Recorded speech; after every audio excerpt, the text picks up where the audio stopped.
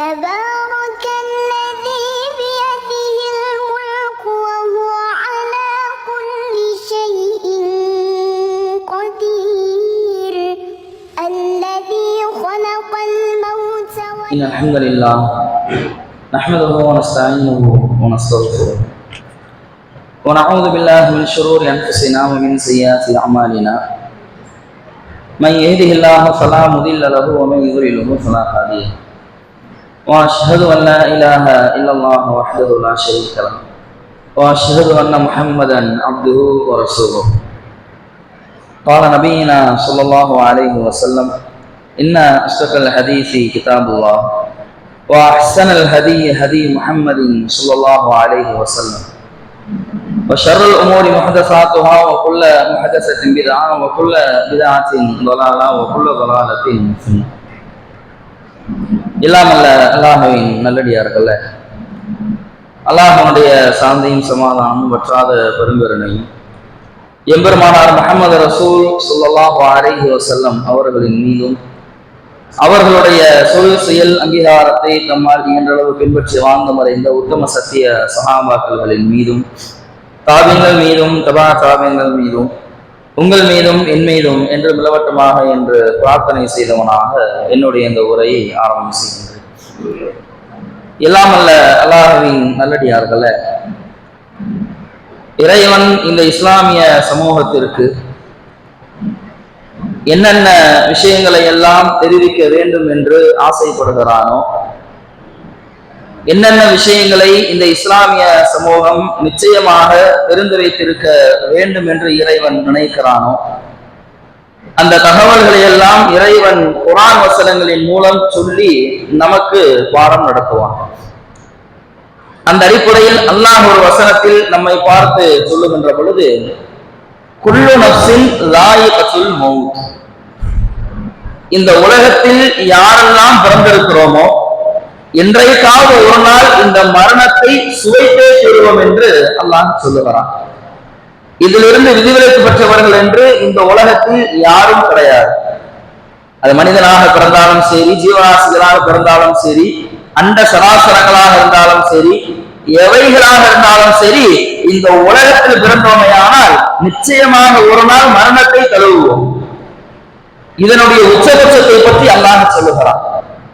குல்லு மன் அலைஹா ஃபான், இன்றைக்கு சமுதாயத்தில் ஒவ்வொரு நபர்களாக மரணித்து ஒரு இலக்கை நோக்கி சென்று கொண்டிருக்கிறோம். அந்த இலக்கினுடைய உச்சபட்சம் என்னவென்பதை அல்லாஹ் சொல்லுகின்ற பொழுது, குல்லு மன் அலைஹா ஃபான், இந்த உலகத்தில் இருக்கிற அனைத்தும் அழியக்கூடியவைகள், உலகத்தை தாண்டி இருக்கிற சூரியன் சந்திரன் அனைத்தும் அழியக்கூடியது.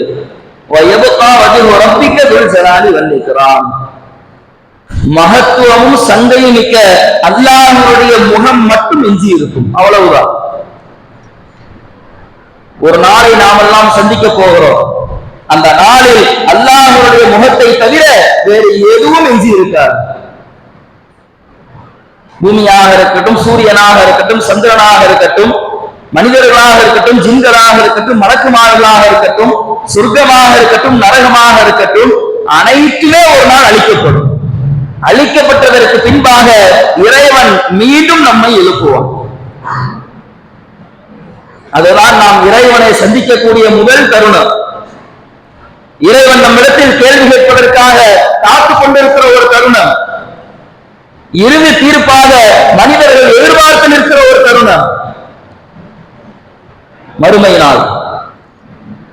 இதை பற்றி அல்லாஹ் கடுமையான முறையில் இந்த மனித சமுதாயத்திற்கு எச்சரிக்கை செய்கிறார். எந்த அளவிற்கு என்றால், மறுமையினுடைய நிகழ்வுகளை பார்க்கின்ற பொழுது, ஒரு பெண் தன்னுடைய குழந்தையை பிரசவத்தில் ஈன்றெடுக்கின்ற பொழுது அந்த பிரசவ வேதனையை மறந்து விடுவார். அவ்வளவு கடுமை மறுமையில் இருக்கிறது. மறுமையினுடைய நிகழ்வுகளை பார்க்கின்ற பொழுது, ஒரு தாய் தன்னுடைய குழந்தைகளுக்கு பால் கொடுப்பதை மறந்துவிட்டு அந்த குழந்தையை தூக்கி வீசி விடுவார். அந்த மறுமையினுடைய நிகழ்வுகளை பார்க்கின்ற பொழுது ஒவ்வொரு இளைஞர்களும் பயத்தின் காரணமாக அவர்களுடைய தலை நரையால் மின்னும். பயத்துல தலையும் முடி நரையாக மின்னுவதை எங்கேயாவது பார்த்திருக்கிறோமா? அந்த அளவிற்கு ஒவ்வொரு மனிதர்களும் மறுமையினுடைய நிகழ்வை பார்க்கின்ற பொழுது பயந்து நடுங்குவோம். இன்றைக்கு வாய்களையே பேசுவோம். ஏன்னா மறுமையில என்ன பெரிய காணாத விஷயங்களா? வாழ்க்கையில நிறைய அமல்களை நான் செய்திருக்கிறேன். நான் இப்பொழுது மரணித்தாலும் கூட நான் சொர்க்கத்திற்கு செல்கிறேன். வாய்வழியில் சொல்லலாம். அந்த மறுமையினுடைய நிகழ்வுகளை நேரில் பார்க்கின்ற பொழுது உடைகள் எல்லாம் நடுங்கி போய்விடும். இன்னும் இந்த மனித சமுதாயம் அந்த மறுமையை எப்படி பார்க்கிறது தெரியுமா? அல்லாஹ் குர்ஆனில் சொல்லுகிறார், இன்னமும் யரவுனஹு பஈதா. இஸ்லாமியர்கள் மறுமை நாளை வெகு தூரமாக இருக்கிறது என்று நினைத்துக் கொண்டிருக்கிறார்கள். உண்மைதான். நம்மளே எடுத்துக்கோமே, மறுமை நாள் எப்பொழுது நிகழும்? உடனே ஒரு லிஸ்ட் ஒண்ணு போடுவோம். அதுக்கெல்லாம் இன்னும் நாட்கள் இருக்கிறது. இன்னும் தஜ்ஜாலே வரல, ஈசா அலைஹிஸ்ஸலாம் அவர்களே வரல. மறுமையினுடைய அடையாளங்களில் முக்கியமாக அல்லாஹ்வுடைய தூதர் அவர்கள் இவைகளை பட்டியலிட்டார்களோ இது எதுவுமே நடைபெறவில்லை. பிறகு எப்படி மறுமை வரும்? கேஷுவலா பதில் சொல்றோமே. இதை குறித்து அல்லாஹ் சொல்லுகிறார், இன்னமும் யரவுனஹு பஈதா. இஸ்லாமியர்கள் மறுமை நாளை வெகு தூரமாக இருக்கிறது என்று நினைத்துக் கொண்டிருக்கிறார்கள். வனராஹு கரீபா. மறுமை நாள் நெருக்கத்தில் இருப்பதாக நாம் நினைக்கிறோம். நம்ம கணிப்பு கரெக்டா இருக்குமா? அல்லாஹ்வுடைய கணிப்பு கரெக்டா இருக்குமா? அல்லாஹ்வுடைய கணிப்பு என்பது ரொம்ப துல்லியமாக இருக்கும். அல்லாஹ் சொல்லுகிறார், மறுமை நாள் என்பது இந்த மனித சமுதாயத்திற்கு மிக அருகாமையில் இருக்கிறது என்று நான் எண்ணுகிறேன். அல்லாஹ் சொல்லுகிறார்.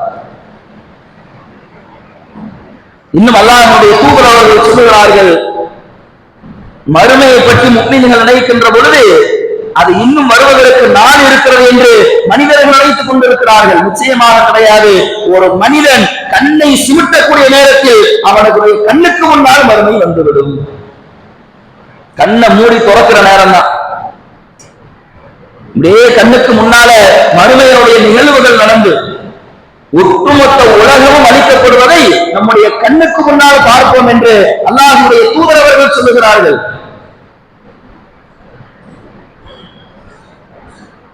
எல்லாத்தையும் கேள்விப்படுற நம்ம மறுமையின் மீது கொண்டுள்ள ஒரு அச்சம், மறுமையின் மீது கொண்டுள்ள ஒரு நம்பிக்கை என்பதில் உறுதியாக இருக்கிறோமா இல்லையா? அதுதான் இங்க கேள்வியே. அந்த உறுதி இல்லாததன் விளைவாகத்தான் மீண்டும் மீண்டும் இது சார்ந்து நிறைய பேசப்படுகிற ஒரு கட்டாயத்திற்கு தள்ளப்படுகிறோம். அந்த மறுமையினுடைய அடையாளங்களாக அல்லாஹ்வுடைய தூதர் அவர்கள் நிறைய விஷயங்களை பட்டியலிடுகிறார்கள். இன்னென்ன விஷயங்களை நீங்கள் பார்க்கின்ற பொழுது மறுமையை நினைத்து பார்த்துக் கொள்ளுங்கள், அது நெருக்கத்தில் இருக்கிறது என்பதை நீங்கள் விளங்கிக் கொள்ளுங்கள் என்று நபி அவர்கள் சொல்லுகிறார்கள். அதுல ஒரு ஹதீஸில் அல்லாஹ்வுடைய தூதர் அவர்கள் சொல்லுகிறார்கள், லா தகூமு ஸா, மறுமை நாள் நிகழாது. எந்த அளவுக்கு தெரியுமா? ஹத்தா யதுஹருல் ஃபஹஷ், அசிங்கங்கள், கேவலங்கள், அனாச்சாரங்கள், ஆபாசங்கள் மக்களுக்கு மத்தியில் என்றைக்கு பரவலாக பேசப்படுகிறதோ, பகிரங்கமாக செய்யப்படுகிறதோ அது வரைக்கும் மறுமை நாள் நிகழாது என்று அல்லாஹ்வுடைய தூதர் அவர்கள் சொன்னார்கள். ஆனால் இன்றைக்கு அப்படியே தலைகீழாக இருக்கிறது. எங்கு திரும்பினாலும் அசிங்கங்கள், எங்கு திரும்பினாலும் ஆபாசங்கள். வீட்டில் அமர்ந்த குடும்பத்தோடு ஒரு தொலைக்காட்சியை பார்க்க முடியவில்லை. அதில் வரக்கூடிய விளம்பரங்களில் பெண்கள் போதைப் பொருளை போன்று இன்றைக்கு மக்களுக்கு மத்தியில் காட்சிப்படுத்தப்படுகிறார்களா இல்லையா? ஒரு ஷாம்பு விளம்பரங்க, அதுல பார்த்தா ஒரு பெண் குளிப்பதை போன்று காட்சிப்படுத்தப்படுகிறார். ஆம்பளை ஷாம்பு போட்டு குளிக்கவே மாட்டானா? பெண்கள் மட்டும்தான் ஷாம்பு போட்டு குளிப்பாங்களா? ஏன்? மக்களுக்கு மத்தியில் அசிங்கத்தை பரப்புவதற்காக இது மாதிரியான நடவடிக்கைகள். ஒரு குடும்பத்தோடு தெருவில் ஒன்றாக நடந்து செல்ல முடியவில்லை. சினிமா போஸ்டர்களை ஆங்காங்கே ஒட்டி வைத்திருக்கிறார்கள். அழகான முறையில் அல்ல, அசிங்கங்களோடு ஒட்டி வைத்திருக்கிறார்கள். ஒரு தந்தை மகனும் சேர்ந்து அந்த சினிமா போஸ்டரை பார்க்க முடியவில்லை. இன்றைக்கு இதையெல்லாம் தாண்டி சமூகத்தில் நாங்கள் விழிப்புணர்வை ஏற்படுத்த போகிறோம் என்று சினிமா படங்களை எடுப்பதற்கு ஆரம்பித்தார். அந்த நோக்கம் வெற்றி அடைந்துச்சா தோல்வி அடைந்துச்சானே தெரியல. ஆனால் இன்றைக்கு எடுக்கப்படக்கூடிய சினிமா படங்களில் முதலிரவு காட்சிகள் இல்லாத படங்களை காண்பிக்க முடியுமா? தேவையாது. இதை வைத்து என்ன விழிப்புணர்வை ஏற்படுத்த போகிறீர்கள்? விழிப்புணர்வு ஒன்றும் கிடையாது. மனிதர்களுக்கு மத்தியில அசிங்கங்களை பரப்ப வேண்டும், அனாச்சாரங்களை பரப்ப வேண்டும், கேவலங்களை பரப்ப வேண்டும். இதுதான் இன்றைக்கு இருக்கிற யதார்த்த மக்களுடைய நோக்கமே. அதுதான். செய்தித்தாளகம் அப்படித்தானங்க வருகிறது. ஒவ்வொரு நாளும் செய்தித்தாள்களை புரட்டினோமே ஆனால் நம்முடைய தலை புரளுகிறது. இப்படிதான் இது சாத்தியம்? ஒரு 2 வாரங்களுக்கு முன்பாக காஞ்சிபுரத்தில் நடைபெற்ற ஒரு சம்பவம். 8th ஸ்டாண்டர்ட் படிக்கக்கூடிய ஒரு 3 மாணவர்கள், 8ஆம் வகுப்பு படிக்கக்கூடிய 3 மாணவர்கள் சேர்ந்து 11ஆம் வகுப்பு படிக்கக்கூடிய ஒரு மாணவியை கற்பழித்திருக்கிறார்கள். 8வது படிக்கிற பையனுக்கு என்னங்க தெரியும்? இன்றைக்கு சமூகம் அவனை அசிங்கத்தை நோக்கி இழுக்கிறது, அசிங்கத்தையே அவனுக்கு கற்பிக்கிறது, அசிங்கத்தை தான் அதிகமாக அவனுக்கு சொல்லிக் கொடுக்கிறது. அந்த அசிங்கத்தை அவனுடைய வாழ்க்கையில் அவன் நடைமுறைப்படுத்துகிறான். மறுக்க முடியவில்லை.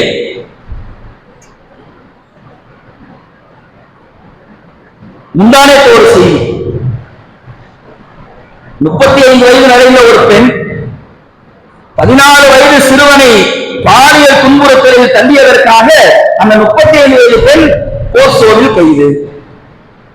குடும்பத்தோடு உட்கார்ந்து செய்தியை படிக்க முடியுறாங்க. முதல்ல ஒரு தாயினுடைய ஸ்தானத்தில் இருக்கிற ஒரு பெண் தன்னுடைய மகன் வயது இருக்கக்கூடிய ஒரு சிறுவனிடத்தில் தவறாக நடந்து கொள்கிறார். சமூகத்தினுடைய போக்கு எங்கே செல்லுகிறது? இந்த நிகழ்வுகள் எல்லாம் நம்முடைய கண்ணுக்கு முன்னால் படம் எடுத்து காட்டுவதற்கு அடிப்படை நோக்கம் என்ன தெரியுமா? மறுமையை நினைத்து பார்த்துக்கொள். மறுமை வெகு தூரத்திலாம் இல்லை. இன்னென்ன நிகழ்வுகள் நடைபெறுகின்ற பொழுது நீங்கள் மறுமையை நினைத்து பார்த்து மறுமையிற்கு நீங்கள் தயாராகிக் கொள்ளுங்கள். நிறைய அடையாளங்களை அல்லாஹ்வுடைய தூதரவர்கள் பட்டியலிடுகிறார்கள், சொல்லுவதற்கு நேரம் இல்லை. இன்னும் அல்லாஹ்வுடைய தூதரவர்கள் சொல்லுகிறார்கள், இந்த சிறிய அடையாளங்களை ரசூலுல்லாஹ் சொல்றாங்க. மக்களிடத்தில் ஒரு காலம் வரும், அந்த காலகட்டத்தில் யமுர்ரு ரஜுல் பி கப்ரி ரஜுல், ஒரு மனிதர் அப்படியே நடந்து செல்லுவாராம். நடந்து செல்லுகின்ற பொழுது இன்னொரு மனிதர் அடக்கம் செய்யப்பட்டிருக்கிற அவருடைய கபரை பார்ப்பாராம். அந்த கபரை பார்க்கின்ற பொழுது அவர் கூறுவாராம், யாழை தனி மக்கானா, இந்த கபரில் நான் அடக்கம் செய்யப்பட்டிருக்க கூடாதா? மரணத்தை விரும்பக்கூடிய மக்கள் மறுமையினுடைய நெருக்கத்தில் அதிகமாக வருவார்கள். ஆரம்ப காலகட்டத்தில் எல்லாம் மரணத்தை பார்த்து விரண்டு ஓடினோம். இன்றைக்கு வாழ்க்கையில ஒரு பிரச்சனை, ஒரு சண்டையோ ஒரு சச்சரவோ, ஒரு குடும்பத்தில் இருக்கக்கூடிய ஒரு சின்ன இஷ்யூவோ எதுவாக இருந்தாலும் இன்றைக்கு நிறைய இளைஞர்களால் சகித்துக் கொள்ள முடியவில்லை. அவன் எடுக்கிற முதல் முடிவு தற்கொலையாக இருக்கிறது. இருக்குதா இல்லையா? ஒரு பிரச்சனை என்று வருகின்ற போது அவன் தேடி செல்லக்கூடிய முதல் தீர்வு என்பது மரணமாக இருக்கிறது. மரணத்தை பற்றி மார்க்கம் என்ன சொல்லுகிறது? மார்க் அடிப்படையில் அல்லாஹ்விடத்தில் மரணத்தை வேண்டி பிரார்த்தனையே செய்யக்கூடாது. இறைவா, நேரடியாக அல்லாஹ்விடத்தில் எனக்கு நீ மரணத்தை குறித்து கேட்கவே கூடாது. இரண்டாவது என்ன? அப்படி மரணம் நம்ம நெருங்குகின்ற பொழுது அதை வெறுக்கவும் கூடாது. மார்க்கம் சொல்லக்கூடிய அடிப்படை இதுதான். அதிகபட்சமாக அல்லாஹ்விடத்தில் என்ன கேட்கலாம்? இறைவா, இந்த உலகத்தில் நான் வாழுவது சிறந்ததாக இருந்தால் என்னை வாழச் செய், நான் மரணிப்பது சிறந்ததாக இருந்தால் என்னை மரணிக்க செய்துவிடு. இந்த பிரார்த்தனையை அல்லாஹ்விடத்தில் கேட்க வேண்டும். நம்ம ஒரு சின்ன பிரச்சனை வந்தோட அல்லாஹ்விடத்தில் கையேந்துவது, குறிப்பாக சமுதாயத்தில் பிரவேசிக்கக்கூடிய முதியவர்கள் ஒரு பருவ வயதை முதுமை பருவத்தை அடைந்தவுடனே பிள்ளைகளுடைய கவனிப்பு என்பது அவர்களுக்கு குறைந்து விடுகிறது. அந்த முதியவர்கள் அல்லாஹ்விடத்தில் கேட்கக்கூடிய பிரார்த்தனை என்ன? இது மாதிரியான பிள்ளைகளுக்கு மத்தியில் நான் வாழுவதை விட நான் சாகுவது எவ்வளவோ மேல். கேட்கிறார்களா இல்லையா? கண்ணுக்கு முன்னால் பார்க்கிறோம். அப்ப இதை மார்க்கம் தடை என்று சொல்லுகிறது, தவறு என்று சொல்லுகிறது. ஆனால் மறுமையினுடைய நெருக்கம் வருகின்ற பொழுது மரணத்தை விரும்பக்கூடிய மக்கள் அதிகமாக மாறுவார்கள். நான் மரணத்தை பொறுத்த வரைக்கும் அது ஒரு சாதாரண விஷயம் கிடையாது. அது நிறைய கொடுமையான விஷயங்கள் இருக்கிறது. சக்கராத்தினுடைய நிலை என்று சொல்லுவார்கள். ரெண்டு விதமான சக்கராத் இருக்கிறது. ஒன்று உயிர் பறிக்கப்படும் பொழுது இருக்கக்கூடிய சக்கராத், இன்னொன்று அதற்கு முன்னால் இருக்கிற நிலை. அந்த உயிர் பறிக்கப்படுவதற்கு முன்னால் இருக்கிற சக்கராத் இருக்கிறத, அதுல நிறைய மக்கள் வேதனை செய்யப்படுவார்கள். நபி அவர்கள் சொல்லுகிறார்கள், குல்லுல் மஹ்லூகாத், இந்த உலகத்தில் படைக்கப்பட்ட எல்லா உயிரினங்களுமே தஜிது சக்கராத்தில் மௌத், மரணத்திற்கு முன்னால் இருக்கிற அந்த சக்கராத்தை நிச்சயமாக அடைவார்கள்.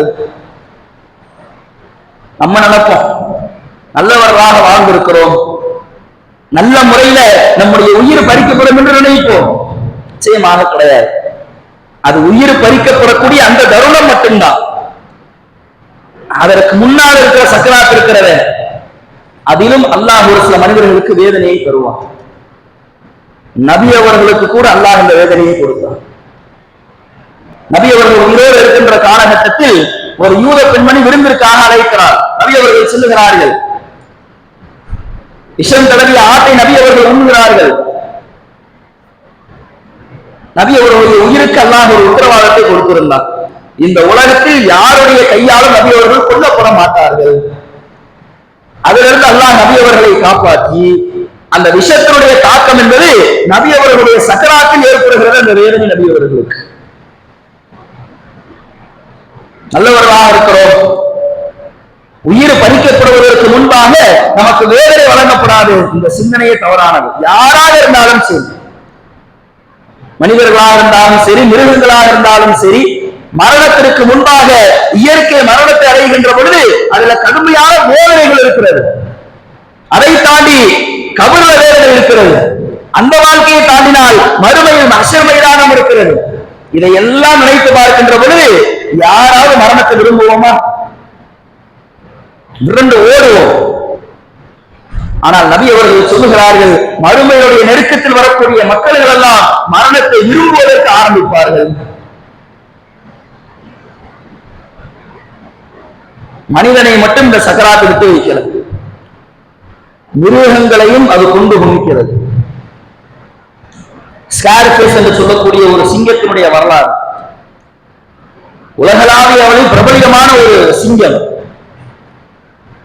அந்த சிங்கம் உயிரோடு இருக்கின்ற காலகட்டத்தில் தனி சிங்கமாக 130 சிங்கங்களை அடித்து கொலை செய்திருக்கிறது. உலகத்தில் எந்த சிங்கமும் செய்யாத ஒரு செயலை செய்திருக்கிறது. 400க்கும் மேற்பட்ட கழுதை புலிகளை அடித்து கொலை செய்திருக்கிறது. ஒரு நீர் யானையோடு தனி சிங்கமாக சண்டையிட்டு அந்த நீர் யானையை கொலை செய்திருக்கிறது. முதலைகள் ஆங்காங்கே குளங்கள் அமைத்து வாழும். முதலைகள் இருக்கக்கூடிய குளத்திற்கு பக்கத்துல எந்த மிருகங்களும் செல்லாது. சிங்கமாக இருந்தாலும், புலியாக இருந்தாலும், சிறுத்தையாக இருந்தாலும் எதுவுமே பக்கத்துல நெருங்கவே நெருங்காது. ஏன்? தண்ணியில் இருக்கிற போது முதலையிட்ட மாற்றணும் அப்படின்னா முதலிடமிருந்து தப்பிக்க முடியாது. இது உலகத்தில் எழுதப்படாத ஒரு விதி. அந்த விதியை மாற்றியது இந்த சிங்கம். முதலை குளங்களில் இருந்து நிறைய முதலைகளை அந்த குளத்திலிருந்து அடித்து துரத்தியது. சொல்லுவாங்களே, காட்டுக்கு ராஜாவா இருந்தான், சிங்கமாக இருந்தான். இந்த வார்த்தைக்கு முழுக்க முழுக்க சொந்தக்காரன் அந்த சிங்கம் மட்டும்தான். ஒட்டுமொத்த உலகத்தினாலும் போற்றப்பட்ட ஒரு சிங்கம் சிறிய வயதிலேயே ஆட்சியை பிடிப்பதற்காக ஒரு பெரிய ஆண் சிங்கத்தோடு சண்டையிட்டு தன்னுடைய வளரின் பார்வையை இழந்தது. இவ்வளவு கம்பீரமான ஒரு சிங்கம் அது மரணிக்கக்கூடிய அந்த வேளையில் அது அனுபவித்த வேதனையை பார்த்து கண் கலங்காத மக்கள் கிடையாது. அவ்வளவு கம்பீரமாக இருந்த ஒரு சிங்கம் மரணிப்பதற்கு முன்னால் சக்கராத்தினுடைய வேதனை அனுபவித்தது. எழுந்து நிற்கிறது, கீழே விழுகிறது, கண்களில் இருந்து ரத்தம் வருகிறது. கேள்விப்பட்டிருப்போம், கண்ணில் ரத்தம் வருது, உண்மையிலேயே வந்தது. வாயிலிருந்து நுரை தள்ளுகிறது, மூக்கிலிருந்து ரத்தம் வருகிறது. உடம்புல இருக்கிற சதைகள் எல்லாம் அப்படியே ஒடுங்கி போய் எலும்புகள் மட்டும் தெரிகிறது. எந்த அளவிற்கு கம்பீரமான ஒரு வாழ்க்கையை வாழ்ந்ததோ அதற்கு அப்படியே மேலும் மாற்றமாக அதனுடைய இறுதி நிலை மாறுகிறது. அதுதான் சக்கராத்தினுடைய வேலை. நிறைய மக்களை பார்க்கிறோம், வாழுகின்ற பொழுது அவ்வளவு ஜெய்சாண்டிக்கா இருப்பான். மரணத்தினுடைய வேலை வருகின்ற பொழுது உடல்நிலை அப்படியே தலைகீழாக மாறும். உடம்புல சதையெல்லாம் இல்லாம போய் தலையில இருக்கிற முடியெல்லாம் கொட்டி போய் தன்னுடைய சுய தேவைகளை கூட தன்னால் செய்ய முடியாத ஒரு சூழ்நிலை வரும். இதையெல்லாம் தெரிஞ்சு வச்சுக்கிட்டு எவனாவது மரணத்தை விரும்புவானா? மரணத்துல இவ்வளவு வேதனைகள் இருக்கிறது, இவ்வளவு கஷ்டங்களை அனுபவிக்க வேண்டும். அப்ப மரணத்திற்கு பக்கமே செல்ல வேண்டாம் என்றுதான் நினைப்போம். ஆனால் மனிதன் விரும்புவான். இன்றைக்கு அப்படிப்பட்ட மக்களை லட்சோப லட்ச மக்கள் அல்ல, கோடான கோடி மக்களை பார்க்கிறோம். பார்த்து என்ன பயன்? உள்ளத்துல மறுமையினுடைய சிந்தனை நமக்கு வரணுமே. மக்கள் எல்லாம் மரணத்தை விரும்ப ஆரம்பித்து விட்டார்கள். மறுமை நமக்கு அருகாமையில் இருக்கிறது என்கின்ற சிந்தனை உள்ளத்தில் வர வேண்டும். இன்னும் அல்லாஹ்வுடைய தூதர் அவர்கள் சொல்லுகிறார்கள், மறுமையினுடைய நெருக்கத்தில் இக்ஸிருல் ஹர்ஜ், ஹர்ஜ் என்பது மக்களுக்கு மத்தியில் பல்கி பெருகும். ஹர்ஜ்னா என்னன்னு தெரியல. இதேதான் நபித்தோழர்களுக்கும் இருந்தது.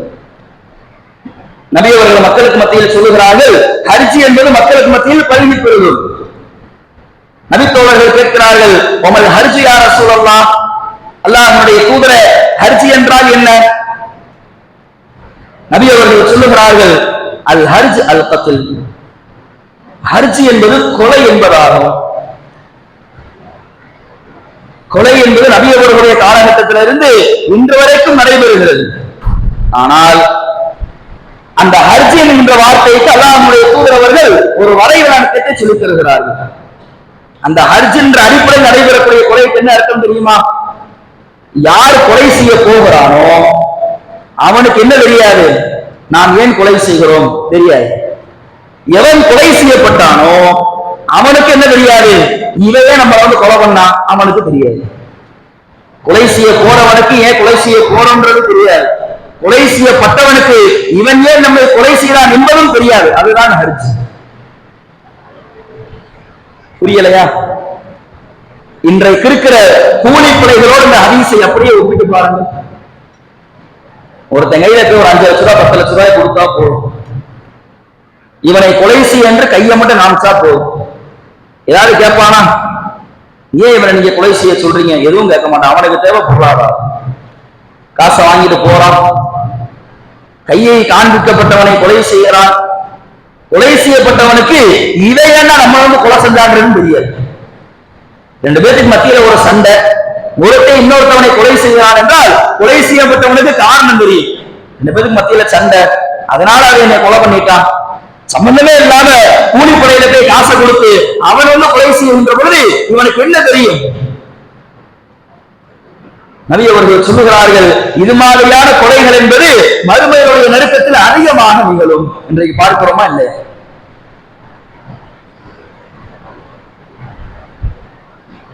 நேற்றைய தினம் ஒரு பாஜக பிரமுகர் வெட்டி கொலை. ஒரு மர்ம கும்பல் வந்து வெட்டி விட்டு தப்பி ஓடியது.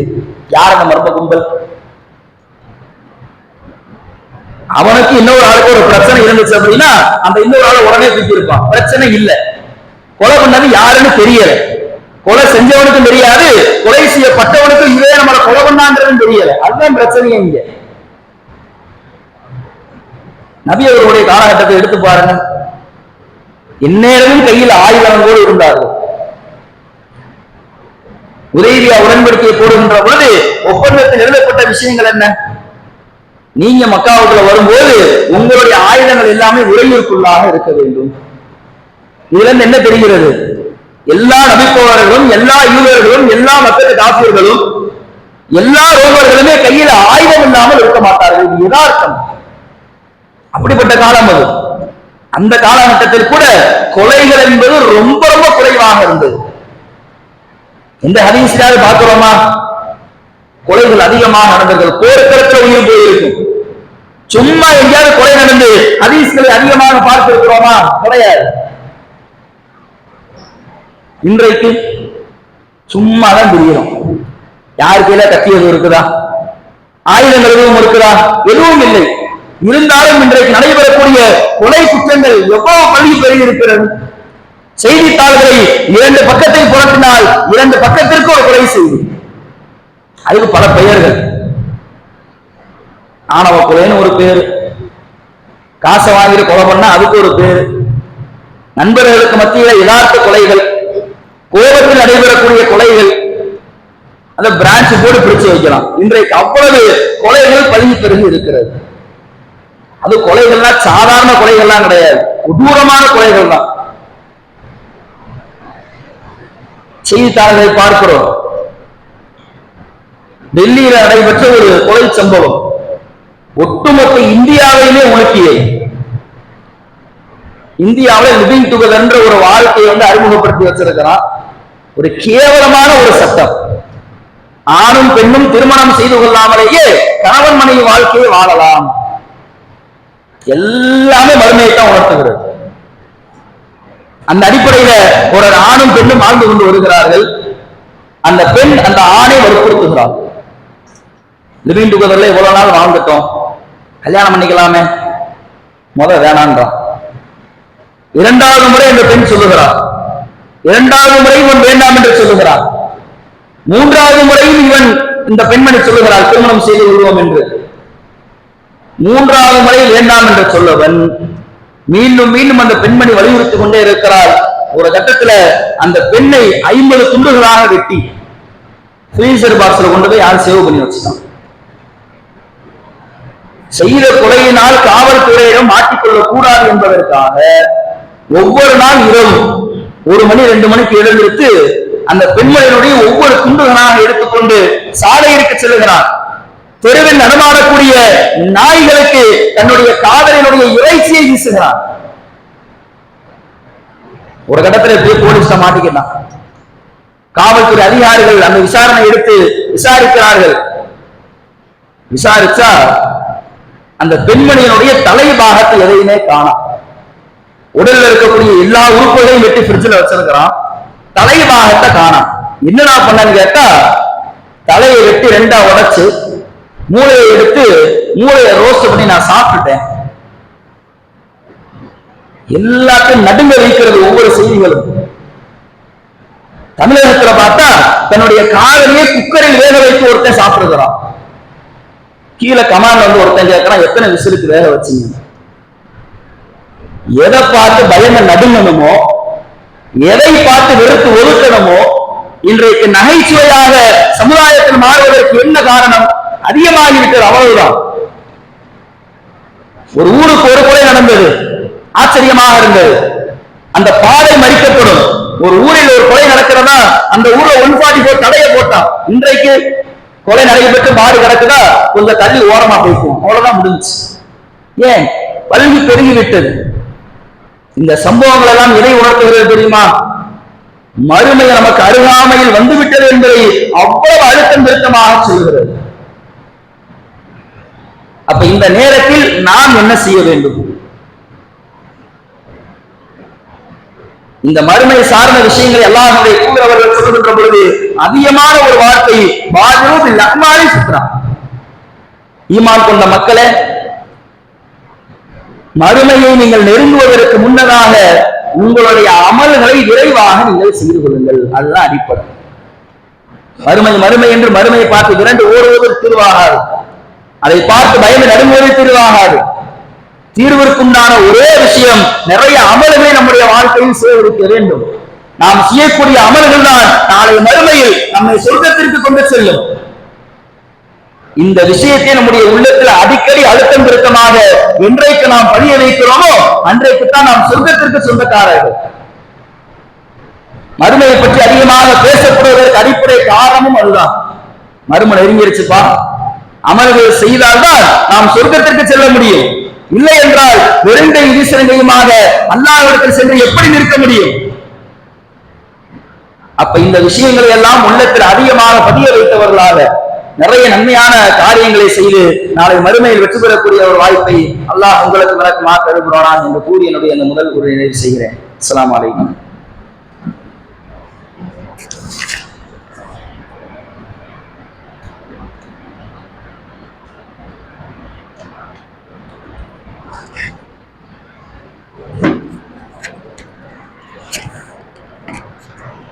அஸ்ஸலாமு அலைக்கும் வரஹ்மத்துல்லாஹி வபரகாத்துஹு. எல்லாம் அல்ல அல்லாஹ்வின் நல்லடியார்களே, அல்லாஹ்வுடைய மகத்தான கிருபையினால் முஹர்ரம் மாதத்தை அடைந்திருக்கிறோம்.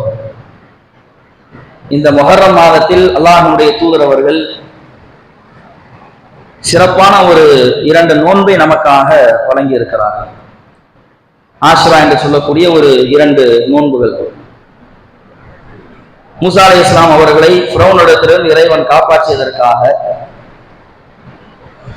அதற்காக நாம் அல்லாஹ்விடத்தில் நன்றி செலுத்துவதற்காகவும், யூதர்கள் நபி அவர்களுடைய காலகட்டத்திற்கு முன்னதாக இருந்தே முஹர்ரம் மாதத்தினுடைய 10ஆம் நாள் அவர்கள் வளமையாக நோன்பு நோற்று வந்தார்கள்.